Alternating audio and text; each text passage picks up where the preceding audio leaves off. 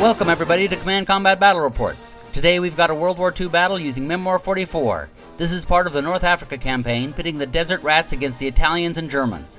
The Italians are on the top left, the Germans are on the top right, and the British Commonwealth is all across the bottom. The Commonwealth units are trying to break through and exit the opposite side of the board. Today's battle is Hellfire Pass. 2 miles inland on the Egyptian-Libyan border, Helfaya Pass carves a natural route through the 600-foot high escarpment that extends southeast towards Salom. In World War II, whoever controlled the pass held the main westward access into Libya and the key to any relief of the besieged garrison at Tobruk. Under pressure from Churchill himself, General Wavell launches Operation Battle Axe. At dawn on June 15th, the 11th Indian Brigade, with support of the Matildas from the 4th Royal Tank Regiment, advances on what will soon be known as Hellfire Pass. The stage is set. The battle lines are drawn. The battle begins with the Italians firing at long range on the Commonwealth troops. The Allies fire back on the German anti-tank unit. The Italians keep firing on the unit they wounded, causing the last stand to pull back.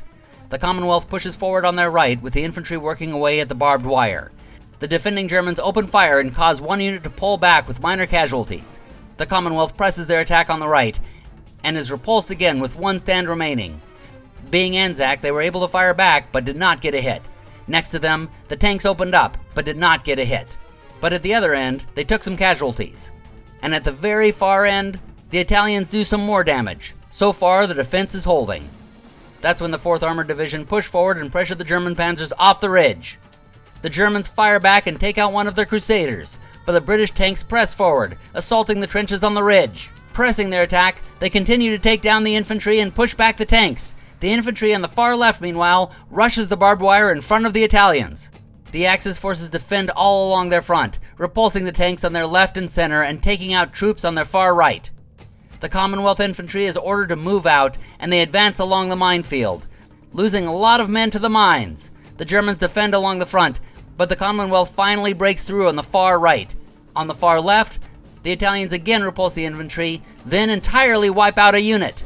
The Commonwealth now focuses on their right, whittling down 2 more stands of the anti-tank unit, then finishing it off. Despite heavy losses, the Commonwealth is now ahead with 2 points to the Axis 1 point, and they have broken through on the right flank with little ahead of them but some panzers. The troops that just took the ridge, however, are blown off it by their artillery, tying up the game. The Italian artillery, meanwhile, targets the infantry since it will be easier to hit, but instead rolls tanks. Isn't that just the luck of the Italians? Now those tanks they missed roll up to their trenches, demolishing the barbed wire the infantry had trouble with. But the Italians open up on them, demolishing their tanks. They would have destroyed one of these units entirely, but a look at the rules reminded us that the Commonwealth tanks are elite and should have an extra stand each. So they are still in the game, and the other units get an extra stand each. Bad rules keeper. Bad rules keeper.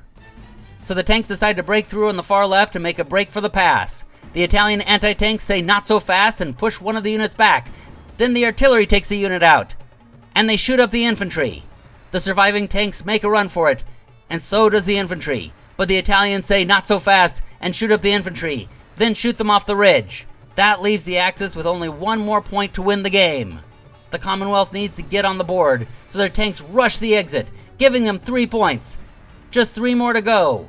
But the Germans do a tank assault, charging up over the ridge, and taking out one of the Crusader units. Well, that figures. Crusaders in the desert are never a good idea.